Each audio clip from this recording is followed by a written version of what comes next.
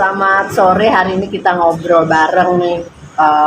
Mungkin beliau Bang Haris ini sudah dikenal ya di masyarakat Sumut sebagai pemerhati pendidikan, akademisi, dosen pasca sarjana daripada Unimed. Beliau adalah Dr. M. Joharis Lubis, MM, MPD. Keren banget ya kan? Wow. Selamat sore nih Bang. Sore. Iya, sehat nih Bang ya. Alhamdulillah. Iya. Kita terima kasih banget nih kedatangan Abang ya di sini. Jadi dalam pembahasannya adalah 3 tahun Edi Rahmayadi. Kemana aja lo? Apa aja yang sudah diperbuat nih untuk Sumut gitu? Kira-kira gimana nih Bang? Ya, dalam satu kepemimpinan struktur organisasi beliau adalah gubernur dan wakil gubernur kan ada visi misi. Berarti dipilih tahun ini kan 2021 ya. 22 berarti kan 2019. Kita lihat perkembangannya kan masih belum signifikan dengan anggaran yang diberikan dari APBD maupun APBN. Kita lihat dari struktur organisasinya aja lah dulu ya. Organisasi perangkat daerahnya itu OPD. Misalnya beberapa kepala dinas itu kan masih ada menjabat PLT 3 tahun. Sebenarnya kan tahun pertama evaluasi, asesmen. Tahun kedua kan sudah bisa mendudukkan semua ini. Karena satu organisasi beliau itu, gubernur itu kan didukung oleh OPD-OPD. Kalau OPD-OPD yang tidak bisa bergerak bersama, mendukung visi misi beliau selama 5 tahun, ya inilah kejadian sekarang.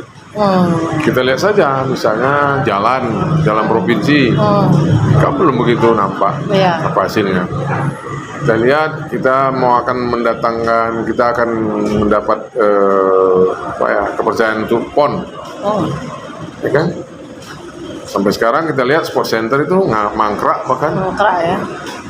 Kalau kita lihat pendidikan, indeks prestasi partisipasi masyarakatnya misalnya 7, sekian, peningkatan itu kan tidak signifikan dengan anggaran. Kemudian kalau kita lihat lagi yang lain, pembangunan misalnya di sana sini masih tetap yang lama. Jadi makanya kita pertanyakan 3 tahun itu apa aja yang seharusnya 3 tahun itu harapan masyarakat ya, masyarakat nih secara umum kan sudah ada perubahan misalnya pembangunan, infrastruktur misalnya, atau ekonomi misalnya pergerakannya sudah bisa dirasakan, atau pengangguran kan tingkat pengangguran makin tinggi, apalagi dimasalahkan mungkin masalah COVID-19 ya kan, ya apa sedikit kan COVID ya mungkin tertolong dari satu sisi. Kalau dia misalnya dipertanyakan bisa dikatakan COVID, tapi kalau untuk organisasi perangkat daerahnya nggak ada urusan COVID karena ini kan mengangkat, ada asesmen, ada lelang jabatan di situ kan, masih ada PLT, jadi ada merangkat jabatan. Nah ini maka kita pertanyakan apa yang harus sudah dibuat selama 3 tahun. Nah, harapan masyarakat ini harus cepat, harus bisa dilaksanakan visi misi itu. Bagaimana kan dengan Sumut bermartabat? Bagaimana kalau kita lihat lagi dari segi budaya, kita lihat lagi sehari pariwisata ya masih belum maksimal lah, katakanlah 50% juga belum sepenuhnya itu. Biasa aja, datar. Sementara saat sekarang ini kan semua serba cepat. Sedangkan tahun itu hari 365 hari itu cepat kali terasa, macam baru kemarin, tanpa terasa ya.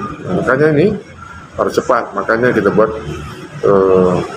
pertanyaan seperti itu, apa aja yang sudah bisa dilakukan. Harapan masyarakat tuh kayaknya belum bisa dicapai. Dari sudut pandang abang nggak takut nih seandainya abang dipanggil? Maksudnya dipanggil ngapain? Dengan adanya 3 tahun Edi Rahmayadi, kita kan punya data, kita kan punya lihat itu udah tersendiri, ada APBD, ada PBN yang dipakai, kemudian ada RPJMD, kan bisa kita lihat berdasarkan fakta fakta. Walaupun kita dapat tujuan betul-betul katanya WTP, itu kan WTP itu harus dilihat secara murni utuh, wajar tanpa apa itu P-nya itu ya, wajar tanpa pengecualian. Tapi saya dengar isu nih Bang, untuk humanisnya internal dengan jajarannya itu Pak Edi itu kurang humanis gitu. Kira-kira menurut Abang gimana? Bukan karena kurang humanis, karena beberapa Atau beda, katakanlah beda. dua kutub ya, kutub yang kita satukan antara beliau dengan masyarakat. Dia itu kan terbiasa di posisinya TNI mungkin. Jadi mungkin biasa, katakanlah kalau dibilang disiplin, katakanlah kalau bisa keras, katakanlah suka gitu. Ya beliau memimpinnya seperti itu. Sementara ini kan masyarakat multikultural, ya kan, multi etnis, nggak bisa kita lakukan gitu. Walaupun di tentara ada multi etnis, tapi mereka satu komando, satu tujuan. Kalau di sini nggak bisa. Untuk mendukung visi misi, stakeholder semua ini harus diajak bersama. Jadi apakah selama 3 tahun ini masyarakat agak menyesal atau gimana memilih beliau ini? Tidak ada menyesal, hanya kecewa masyarakat atau gimana? pesimis saja. Karena juga apa mau dikatakan bahwa itu sudah menjadi gubernur, paling masyarakat akan menanti di 2024. Ya. Apakah untuk ke 2024 layak lagi sebagai gubernur? Kira-kira menurut Abang atau gimana? Atau offset aja dulu dia? Kita offset. Bukan. Kalau istilahnya kalau untuk itu belum ya. Mungkin dari segi kemana aja lo itu kita mengingatkan ya sebagai masyarakat, stakeholder di dalam kepemimpinan beliau itu kan kita termasuk di dalam masyarakat itu istilahnya mengingatkan aja. Masih ada nggak waktu memperbaiki? Masih ada nggak waktu untuk menyesuaikan? Masih ada nggak waktu untuk berkomunikasi buat masyarakat? Dalam arti komunikasi seluas-luasnya ya. Jangan dianggap masyarakat itu sebagai ajudan, sebagai anak buah. Masyarakat itu adalah stakeholder. Dia juga pemilik dari Sumatera Utara. Masyarakat juga punya kewajiban untuk mengkritik seperti ini.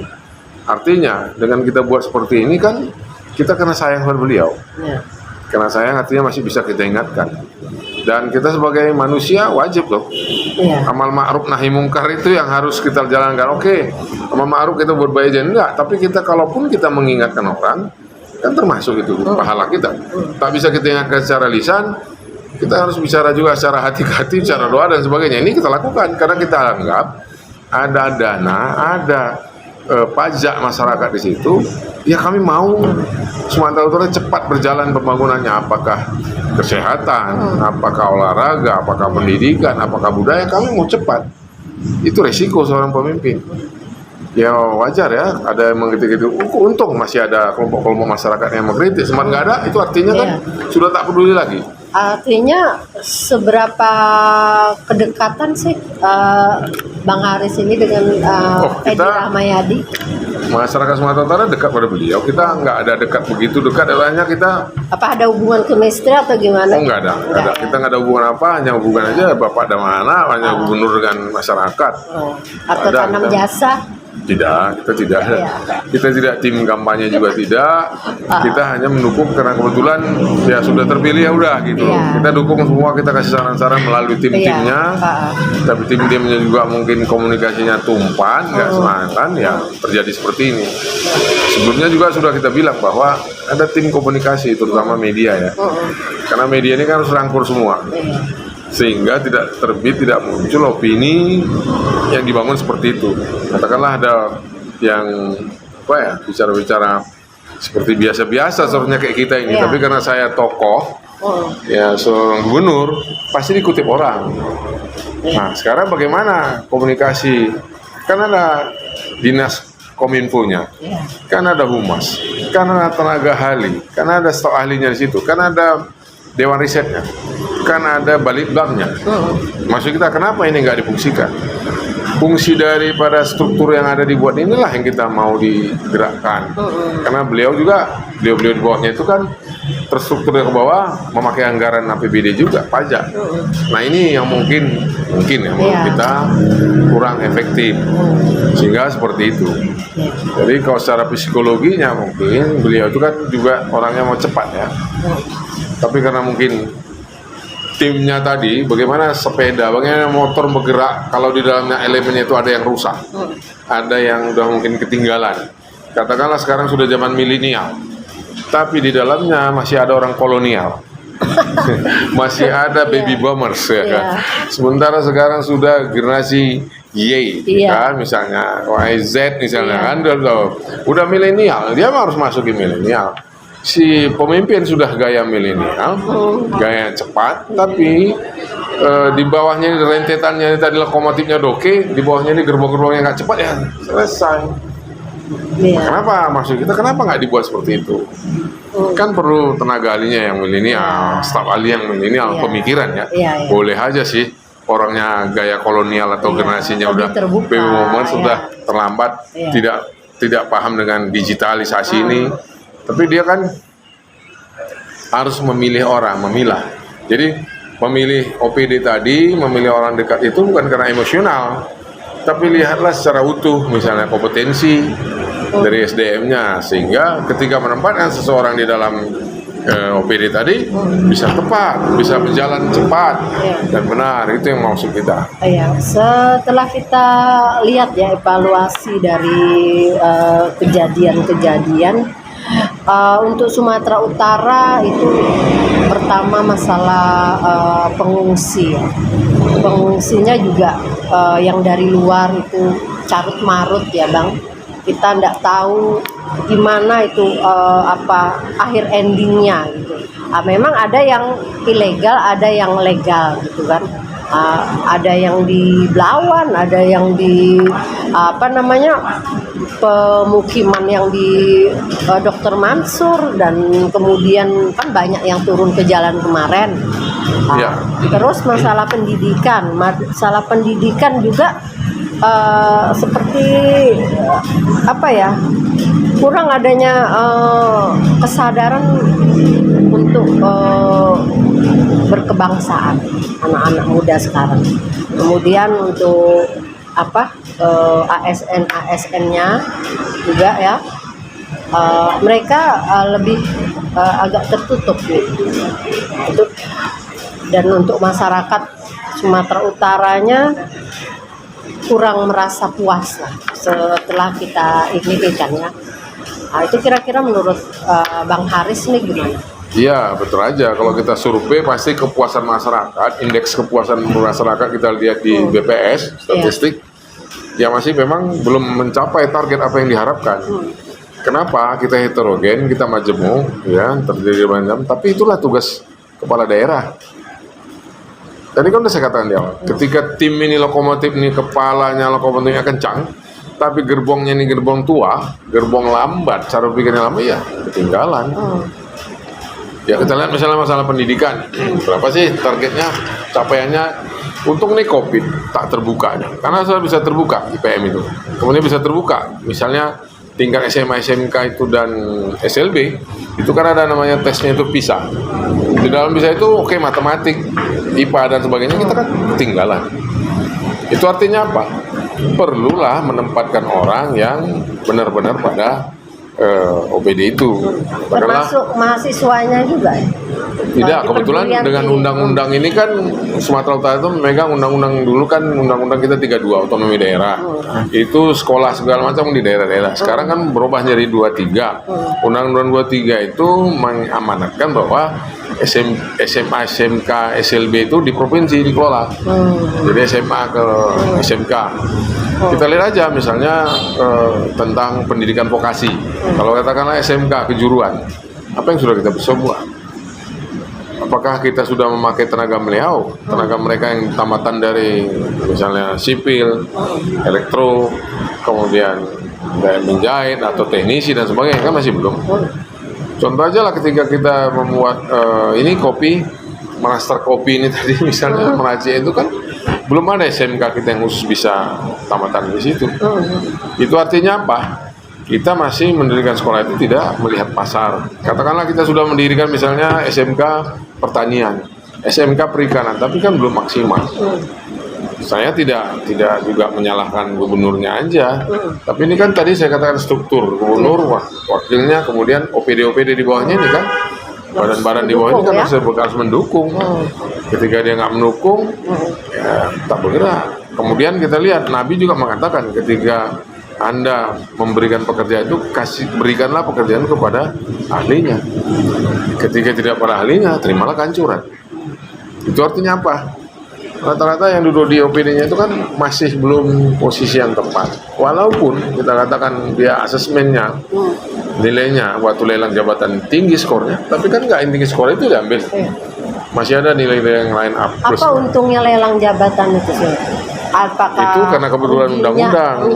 rugi atau untung atau gimana? Menurut Itu abang? karena undang-undang aja. Oh.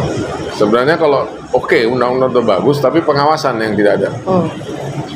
Lelang terpilih misalnya untuk satu PD terpilih semua dari 80 misalnya saring 10, saring lagi tinggal 3 diserahkan ke Jakarta, tapi kan udah ada titipan yang nominasi A, maka jadinya seperti ini.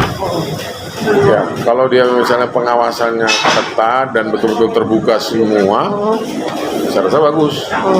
Atau ada lagi saran kita berikan LSM atau masyarakat PS memberikan penilaian sebelum pelantikan, harusnya begitu, sebelum ditentukan. Ini kan enggak. Tiba-tiba nggak tahu kita, udah kepala dinas kawan. Iya. Jadi Sudah ini. seolah-olah demokrasi itu Bukan, karena mungkin kepala daerah itu kan hakku, aku leader. So, aku lah mau pilih siapa? Jangan itu, jangan like or dislike tadi, nggak bisa. Maunya berikan ya, kalau lelang itu berikan aja ke masyarakat penilaian sebelum dijatuhkan vonis misalnya si Anu yang akan menang. Atau katakanlah yang 3 mau dikirim tadi ke Mendagri, kasih tahu lah masyarakat, kalian cocok nggak dengan yang 3 itu? Kalau fair, tapi kan nggak tahu masyarakat. Tiba-tiba aja ujuk-ujuk udah ini. Nah, langsung macam sudah. sekda inilah kan lagi pemilihan sekda. Kita lihat lah berapa orang yang menang, kapan tak terbuka. Nggak tahu semua, mungkin pers juga nggak terbaca itu semua. Dan yang 8 itu siapa aja? Adakah orang dari luar daerah? Oke, katakanlah bebas seluruh Indonesia, wajib boleh. Tapi kan ada hal-hal lain yang mendukung kinerjanya. Kadang kan syaratnya dari misalnya udah pernah menjadi kepala dinas 2 kali atau yang lain-lain gitu. Skillnya udah ada ya Gitu. kan. Jadi kita itu dari segi pendidikan. Kemudian kalau kita tinggal tanggapan masyarakat apatis katakan tadi, budaya tadi, budaya kita saling misalnya silaturahmi tadi udah makin menurun ya, kurang ya. Kenapa? Karena forum-forum tadi itu tidak dibuka secara umum. Kopi morning itu hanya kepada OPD saja. Kalaupun kepada pers tertentu aja, jangan. Pers itu kan banyak asosiasinya, ada Warta, ada apa PWI, ada Aji, Isti, ada apa MOI apa terakhir ya. Nah, ada ya macam-macam undang aja semua. Artinya ada juga pers yang diundang tapi mereka sudah di. Iya, ada yang tertentu hanya sehingga yang muncul berita itu hanya ABS asal Bapak senang. Kan harusnya dibikin lah 50-50 misalnya, atau ada lembaga penyimbang, atau katakanlah memang dibuatlah tempat di mana masyarakat bisa numpahkan ide pikirannya dan itu didengar oleh kepala daerah itu. Kan tak ada. Tadi kan berhubung dengan pendidikan nih Bang.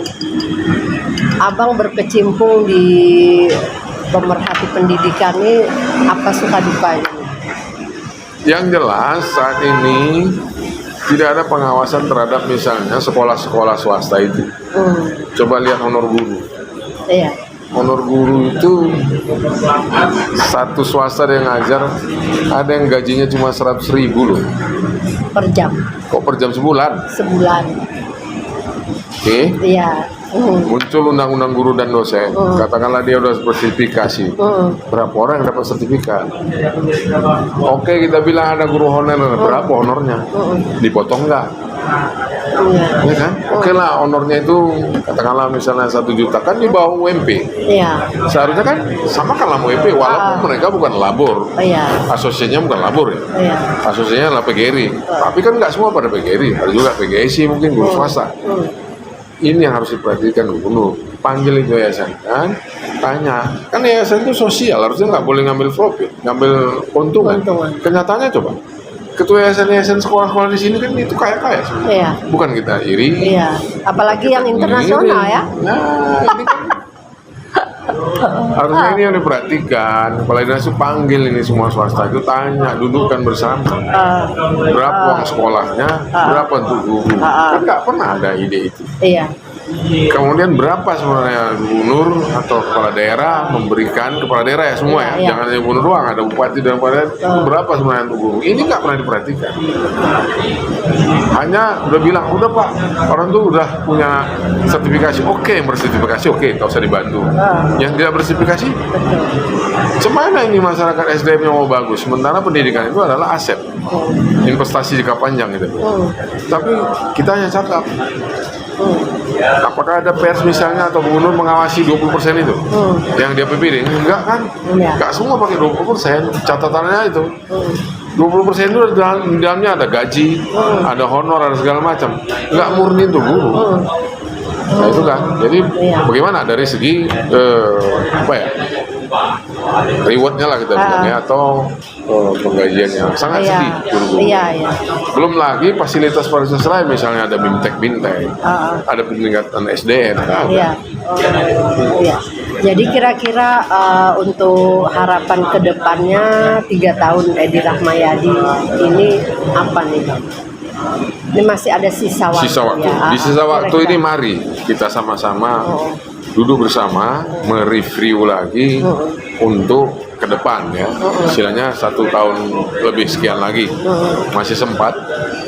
Mari duduk bersama, kita sama-sama memberikan masukan-masukan. Yang sudah baik sudah, yang belum misalnya kenapa, bagaimana, terutama itu kita dudukkan bersama itu masalah komunikasi, kemudian suka dan tak suka tadi yang perlu kita dudukkan bersama. Karena ini kan Sumatera Utara untuk kita semua. Jadi kalau ini nggak bisa, padahal kita ini dengan sumber daya alamnya juga jago, sumber emosionalnya hebat-hebat di sini. Tapi kenapa kita selalu seperti ini? Karena nggak dimanfaatkan. Padahal kalau sumber daya alam kita ini aja kita manfaatkan, semua bisa terdukung. Kemarin itu kita melalui kepala dinas ada beberapa tahun yang lalu sudah membuat kita jangan hanya destinasi Danau Toba. Yang pariwisata aja ya. Oke, pariwisata dulu kita bilang. Kenapa nggak pariwisata itu kita mengarah ke Bukit Lawang? Ya tapi itu tadi karena kepala dinas itu juga nggak nyambung sama kita.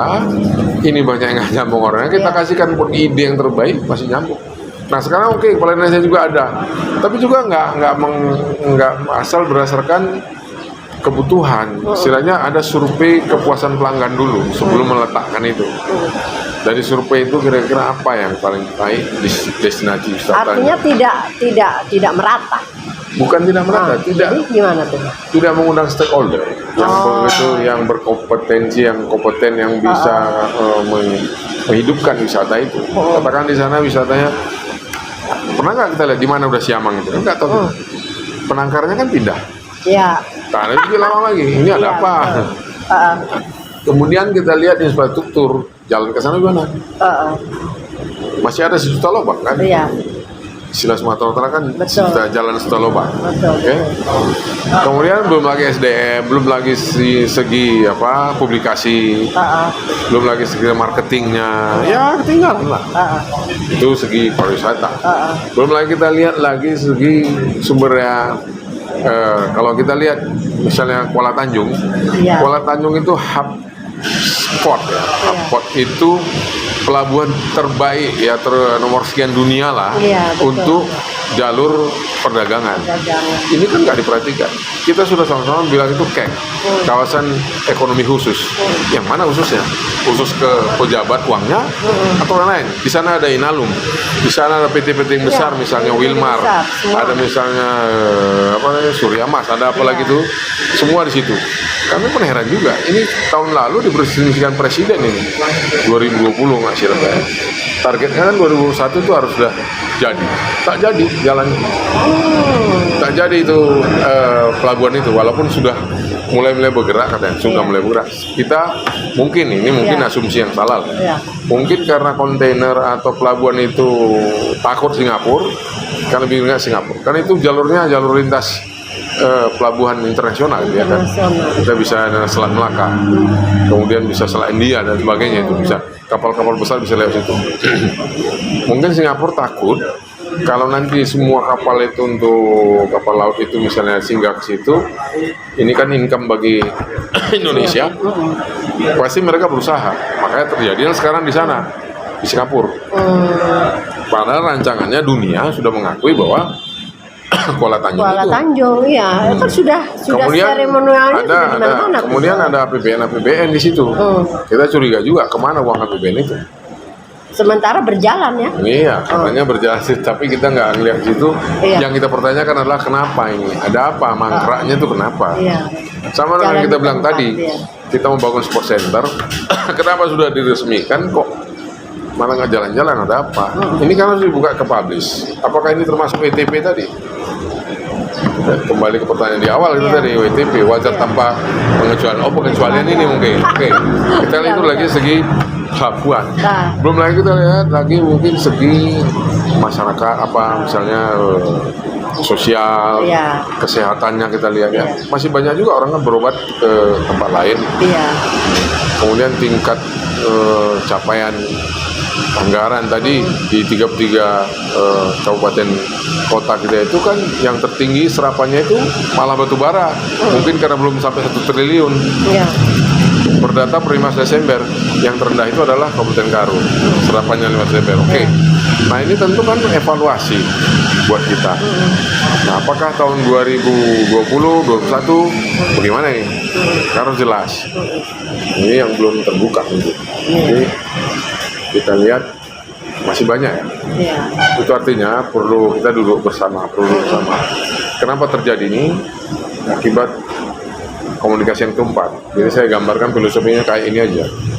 Kayak bus, kendaraan bermotor, bus angkutan umum. Kenapa ngadat-ngadat? Itu kenapa? Knalpotnya tumpat. Komunikasi. Jadi kalau knalpot sudah tumpat ya susah. Kemudian kalau mau clean government-nya, saya filosofikan, kita ibaratkan aja misalnya kita mau menyapu ini ruangan, Iya. tapi kita pakai sapu yang kotor, tetap kotor nih ruangan. Artinya apa? Kalau OPD yang benar tadi, kasihlah OPD yang bersih, tidak pun bersih 100%, tapi minimal, ada batas minimalnya. Oh, dia diakui ini, keberhasilan dia selama memimpin ini. Sama dengan gubernur. Apakah mau kita evaluasi untuk yang tahun 2002 nanti? Ya, beliau harus bersiap. Jangan hanya orang memaparkan itu karena suka tak suka. Iya. Ya harus fair, diambilnya akademisi, dibuat lambang akademis yang tanpa harus disuruh-suruh. Bila perlu kita lelang juga ya, siapa yang bisa membuat penilaian kepuasan masyarakat terhadap pemimpinan beliau. Iya. Ini kan enggak, kita lihat ada buku, ada macam-macam untuk hanya sebatas lip service saja, mengangkat-angkat sehingga seolah-olah belum baik di atas tapi di bawah. Ya. Nah, kembali ke kalau kita katakan tadi Kuala Tanjung, kalau yang terjadi pelabuhan internasional kontainer atau pengangkut barang, kita buat portal aja situ. Setiap kapal yang lewat bayar retribusi. Dapat APBD nggak? Batu bara. Dapat nggak Sumatera Utara? Dapat. Artinya jelas. Nah, kemudian kita lihat lagi Kuala Namu misalnya. Kuala Namu ini kan nggak jelas juga kemana ini. Iya. Apalagi sekarang kita dengar juga Kuala Namu sudah mau di mergerkan. Iya. India akan membeli penanaman saham. Iya. 51 kita, 49 India. Iya. Bagaimana tenan-tenan nanti situ? Kan harus pikirkan ini. Iya. Gitu juga dengan tenan-tenan di apa tadi di Kuala Tanjung. Iya.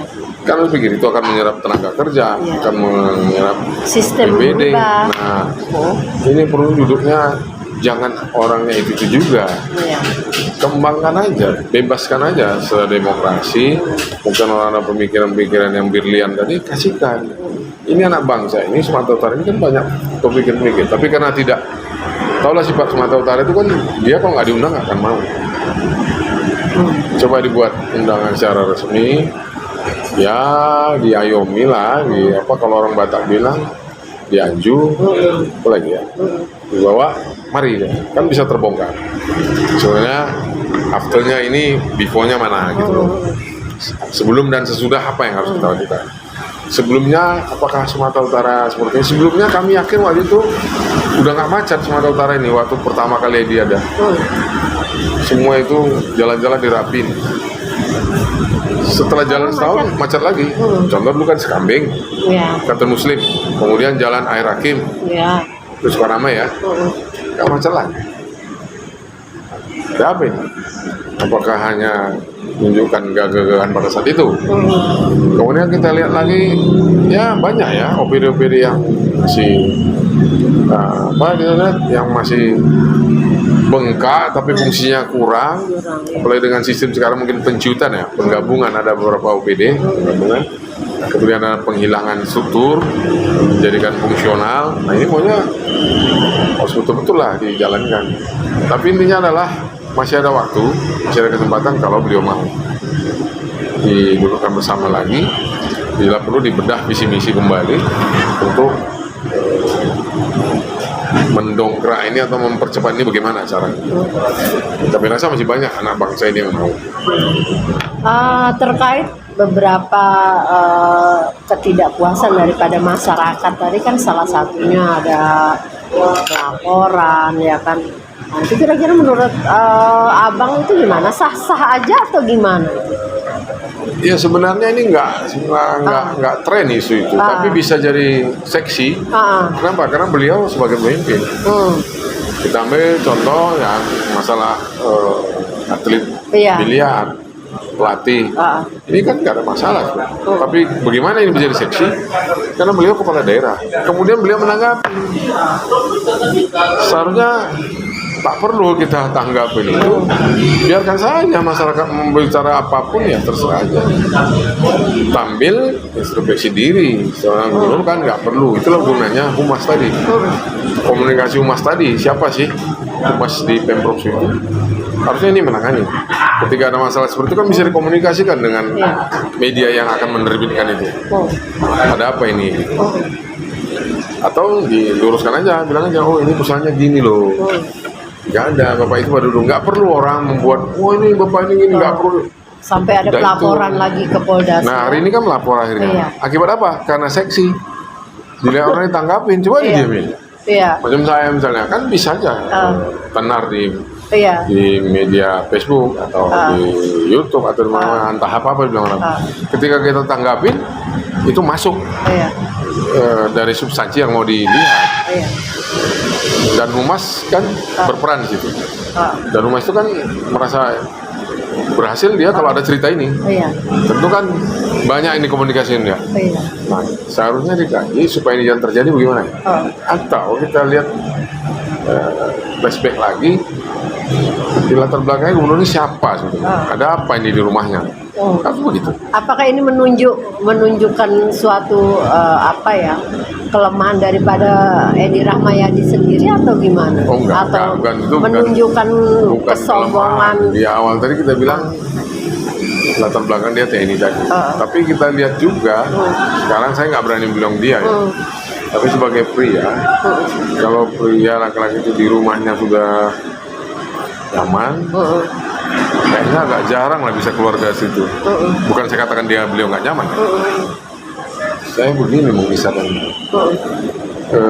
Saya kan penceramah lah, narasumber. Kalau di rumah itu pagi-pagi itu tidak nyambung antara suami istri atau dalam keluarga itu, bukan saya katakan tidak harmonis ya, bukan ya.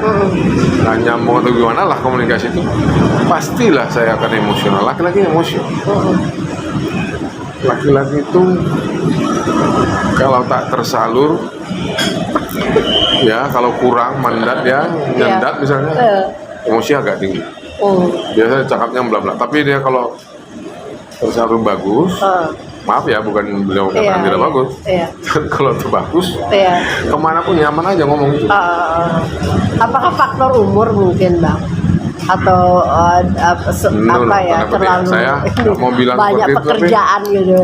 Itu Quran itu, maaf ya, kalau Muslim atau apa, memang benar mengatakan bahwa laki-laki itu memang harus ya punya benda begitu banyak lah ya. Tapi saya juga melegalkan itu. Kemudian kalau laki-laki itu kan makin tua dia ada kata mengatakan makin tua makin itu kelapa tua gitu. Iya, iya. Ya tengok lagi lah dari segi psikologi dan sebagainya. Tapi saya tidak menurut Iya. gitu ya. Laki-laki seperti itu. Oh.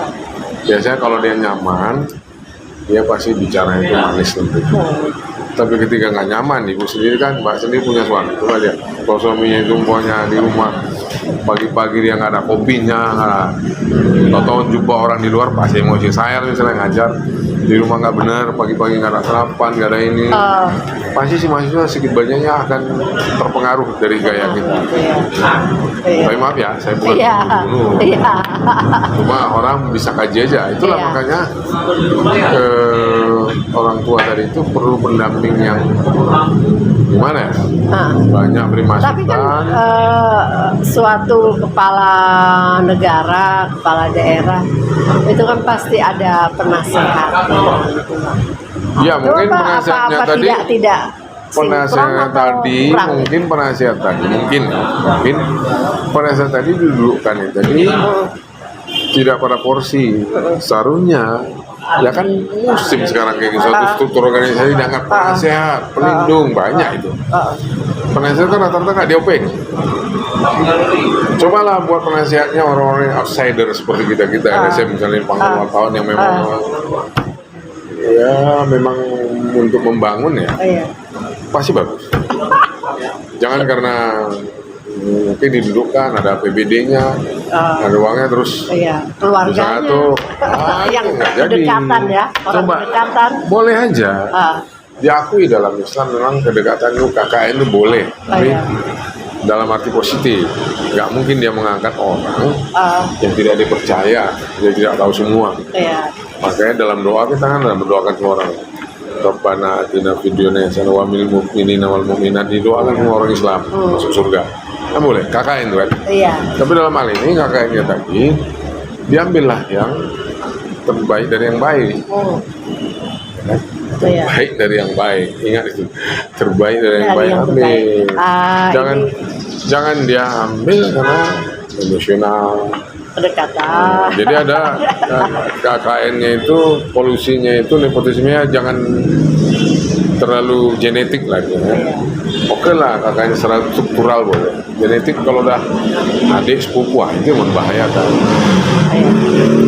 Dan yang untuk terakhir nih Bang, masalah korupsi di Sumatera Utara. 3 tahun Edi Rahmayadi kemana aja, itu kira-kira dari pantauan Abang ini masalah korupsi ini gimana? Apakah datar berkurang atau makin ini? Korupsi ini kan dia seperti sekarang ini kan wabah COVID-19. Jadi korupsi itu macam wabah juga. Bagaimana mengatasinya? Ya tergantung tadi saya katakan. Kalau kita mau bersih-bersih ruangan ini haruslah pakai sapu yang bersih. Kalau mau kita buat itu tidak korupsi, memang harus itu. Terus bagaimana sekarang? Ini kan hanya belum aja kena aja pengumuman, tapi kan masih ada yang kadis-kadis yang udah masuk, ya kan pegawai yang udah masuk penjara akibat korupsi kan udah ada. Perkara jumlah atau apanya itu kan hanya tidak terekspos saja. Kalau diekspos baik-baik di data masih ada. Karena datar atau tingginya itu karena belum aja apes saja, yang lain itu kan kena apes. Iya, kena apes. Nah, apesnya dia terekspos, kena gitu loh. Tapi kalau dari segi gampang aja, kita lihat saya serap, kemudian periksa aja di BPK misalnya, data-data itu kan banyak. Cuma mungkin karena wajar tanpa kecuali bayar, wajar dia gitu mungkin ya. Misalnya korupsi sekian. Uang negara dipakai harusnya 5 miliar. 5 miliar full untuk bangunan, tapi ternyata cuma 4. Balikan yang 1 miliar lagi kan boleh. Itu dia kan. Terus bagaimana tingkat korupsinya tadi itu? Ya masih tinggi. Masih tinggi. Kenapa masih tinggi? Kita lihatlah ya. Kalau memang dia kalau dia rendah, tentu kualitas dari fisik atau yang dibangun itu kan bisa kita lihat.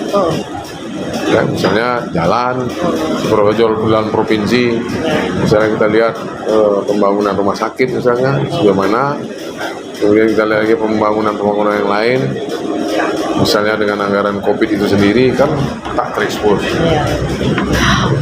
Oke Bang, tapi kita salut juga nih kan. Style abang nih kan oke nih. Udah kan? Oke. Style anak muda nih. Kenapa abang kok stylenya juga milenial juga kan? Nah itu kira-kira gimana? Oh gini, saya melihat ada beberapa universitas di luar sana ya, kemudian di luar Sumatera. Iya. Kita kan mengajar mendidik orang kan generasi milenial. Kalau kita gaya pakaian juga kolonial, gaya bicara juga, gaya tata bahasa, Iya. bagaimana kita pakai dengan bahasa kolonial ya, Iya. nggak didengar dong. Iya. Umur udah berapa nih Bang? Saya umurnya insya Allah nanti bulan 2 60. 60 tahun loh, 60 tahun. Saya birthday-nya di Valentine, tanggal 14 Februari. Ya. Aduh, iya. Jadi kenapa seperti itu? Dan saya memang eksis, ya dibilang kritik atau apa memang saya hobinya. Iya. Kalau orang lain bilang, Pak, untuk apa lagi kan lebih cucu. Oh tidak, saya nggak mau berhenti. Dia bilang. Selagi saya lihat itu nggak benar, saya wajar bilangnya. Kalau nggak saya bilang, saya berdosa. Iya. Apakah orang terima atau tidak terserah. Saya tidak mengubah semua, tapi minimal saya bisa mengingatkan. Artinya Bang Haris ini asli Sumatera Utara. Asli lah, di Medan. Asli ya, Nah, Medan ya, lahir di Medan ya. Kira-kira dengan hubungan keluarga gimana? Maksudnya saya dengan Yusuf, ya dengan keluarga. bagus, nggak ada masalah. Saya punya cucu satu, anak saya udah rumah tangga, anak saya semua S2, nggak ada masalah. Iya, iya. Pokoknya. Cuma dibawa orang masalah biasa, saya suka itu dan tak protes saya. Iya ya. Terus kesehariannya Bang selain mengajar gitu. Ya, sering jadi narasumber, jadi konsultan tenaga ahli. Saya juga pernah tenaga ahli DPR, tenaga ahli dinas pendidikan, Iya, tenaga lengkap ahli ya. lembaga penjamin mutu. Iya, iya. Walaupun saya di situ kalau nggak suka saya kritik, udah saya nggak situ lagi nggak apa-apa gitu loh. Situ lagi ya. Tapi namun untuk menjilat, untuk mengangkat-angkat yang nggak nyambung saya nggak mau. Iya. Misalnya saya dulu kepala humas, ketika pimpinan nggak suka, saya tinggalkan. Saya ada pernah menjawab kepala humas 3 tahun di Universitas Negeri Medan. Iya. Nggak suka ya udah tinggal gitu aja. Nggak masalah, saya jabatan tuh Iya. tidak segala-galanya. Iya. Pesan dan kesannya untuk milenial muda Sumatera Utara apa nih Bang? Untuk ke 2045 ya, ke era emas, bukan 2024. Iya, iya. Kalau nanti Apa kita nih? menuju Indonesia emas, saya rasa Sulit, masih jauh ya. jauh ya. Kira-kira Kalau apa? dari segi infrastruktur, Nah, katakan SDM aja lah. harus gimana nih? Ya artinya tadi kita duduk bersama, mari saling menutupi yang kurang kita kasih masukan, yang sudah berlebih mari kasihkan sama kawan-kawan, duduk bersama aja menuju Indonesia untuk 2045 Indonesia emas. Sama-sama nggak bisa semua budaya, olahraga, sosial, kesehatan, agama, semua harus jalan. Satu lagi untuk pers kedepannya. Ya, itu bersama tadi kan saya katakan pertama kan tadi dulu, pers ini penting.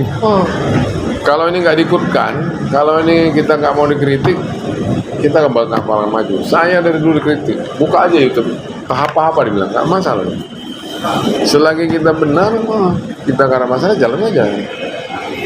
Kalau orang yang takut di media kan, itu berarti kan ada apa? Ada apa ada, itu aja. Apa ada? Ada apa? Ada apa? Tanya aja itu. Kalau ada apa? Tapi kalau dia nyantai aja, clear aja. Misalnya kalau dibilang orang pun ada segini, saya pernah dituduh ada pakai anggaran sekian, dia pernah dilaporkan juga. pernah dilaporkan, Juga ya. pernah dibilang ya macam-macam. Saya senyum aja. Selagi itu kita tidak berbuatnya, Iya. ya kalaupun dia mau klarifikasi silakan aja. Kalau pers kan ada hak jawab, Iya. ya kan? Iya. Ya kan nggak bisa membuatkan begitu aja, ada jawab aja. Ini ya. Nah, supaya ini opini jangan berkembang, tentunya orang kan melihat juga momen tadi. Mungkin saya karena nggak ada apa-apanya itu aja ya. Iya. Dinaikkan pun beritanya mungkin menjel orang juga nggak ada apa-apanya ini buat apa gitu loh. Iya, iya. Yang seksi itu kan karena kepala daerah. Iya. Dan ini akan masuki tahun politik. Iya. Era panas. Maka jadi seksi dia. Iya, jadi seksi. Batuk pun nanti kawan bisa seksi. Seksi ya. Oke Bang Haris ya, terima kasih banyak. itu 3 tahun perjalanan Edi Rahmayadi, kemana aja lu, di mana aja, bersama Bang Joharis Lubis. Semoga kedepannya Sumut semakin lebih edukasi, terutama untuk masyarakat Sumut dan juga milenial muda.